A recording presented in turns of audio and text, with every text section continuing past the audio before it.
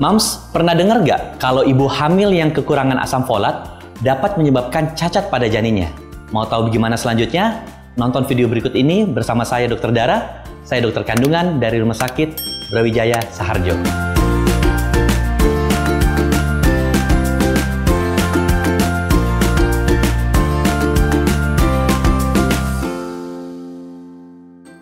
Asam folat adalah vitamin B kompleks yang larut di dalam air.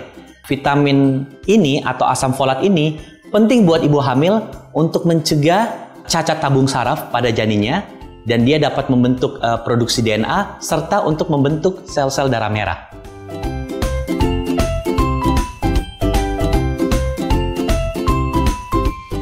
Jadi cacat tabung saraf atau di dalam kepustakaan kita dengar dengan istilah NTD, Neural Tube Defect, atau nama lainnya disebut spina bifida, itu biasanya janin yang mempunyai tulang belakang tidak lengkap. Nah, ini bisa salah satunya penyebabnya karena kekurangan asam folat tadi tersebut.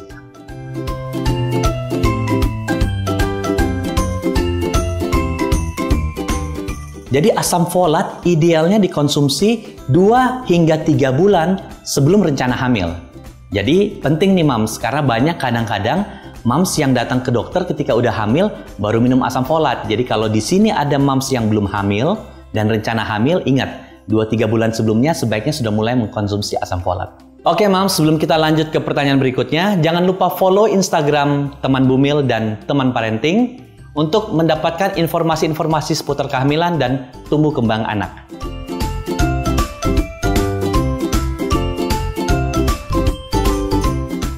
Jadi mungkin ada mams yang baru mengkonsumsi asam folat ketika sudah hamil. Biasanya kan orang setelah udah telat sebulan tuh, jadi pada saat hamil 4 atau 5 minggu baru datang ke dokter kandungan.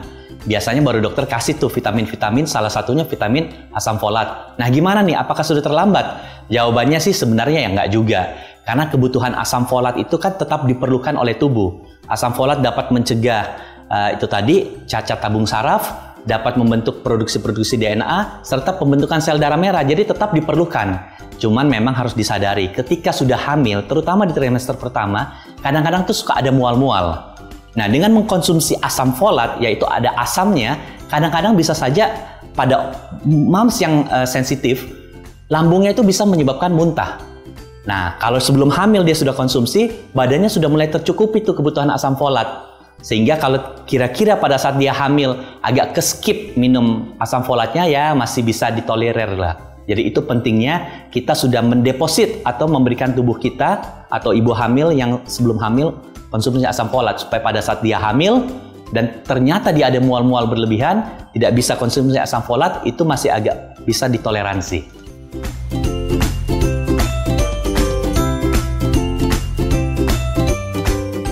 Jadi sebenarnya sumber asam folat ini bisa kita dapatkan dari makanan sehari-hari.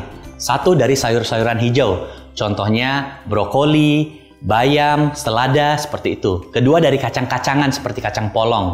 Yang ketiga, dari buah-buahan seperti lemon, melon, pisang, itu juga kaya akan asam folat. Dan dari sumber-sumber makanan yang tinggi folat seperti sereal contohnya. Itu dapat membantu untuk menambah asam folat di dalam tubuh kita, terutama ibu hamil.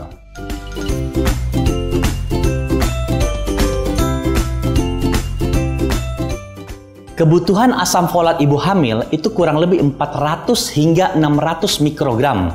Maksimal 1000 mikrogram atau 1 miligram. Nah, dari mana tuh? Dari makanan-makanan yang sudah kita sebutkan di atas. Tetapi kadang-kadang kita nih nggak yakin apakah dengan makan sayuran hijau tersebut sudah cukup tuh 400 mikrogram.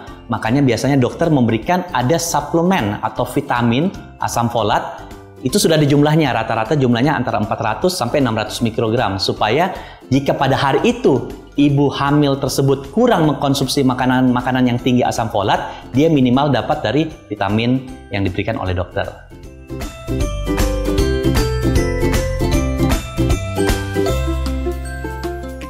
Oke mams, jadi tadi udah tahu ya bahwa kebutuhan asam folat pada ibu hamil berkisar antara 400 hingga 600 mikrogram. Gimana nih kalau umpamanya mengkonsumsi asam folat berlebihan? Kadang-kadang kan mungkin mams takut nih, waduh, dokter bilang nanti kalau kekurangan asam folat anak saya bisa cacat. Saya minum banyakan dikit. Nah, itu juga harus hati-hati. Karena jika kelebihan mengkonsumsi asam folat, apa yang bisa terjadi? Nomor satu adalah mual. Karena asam itu akan membuat asam lambung itu semakin banyak. Jadi bisa terjadi mual. Itu nomor satu. Nomor dua, bisa mengganggu proses di saluran cerna. Bisa saja terjadi diare. Ketiga, bisa terjadi ruam-ruam merah pada kulit. Hingga bisa terjadi kesemutan pada tangan atau kaki. Makanya minum asam folat ini sebaiknya tunggu informasi atau instruksi dari dokter. Tetapi kalau untuk dari makanan seperti sayur-sayuran, buah-buahan, dan kacang-kacangan tidak perlu takut. Itu boleh dikonsumsi sebanyak yang moms sanggup mengkonsumsinya.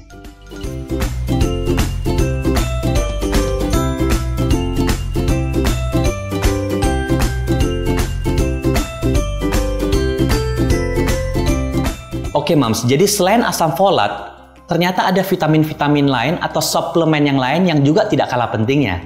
Apa itu? Yaitu vitamin D, kalsium, dan zat besi. Vitamin D dan kalsium itu penting. Untuk apa? Untuk kepadatan tulang si ibu hamil.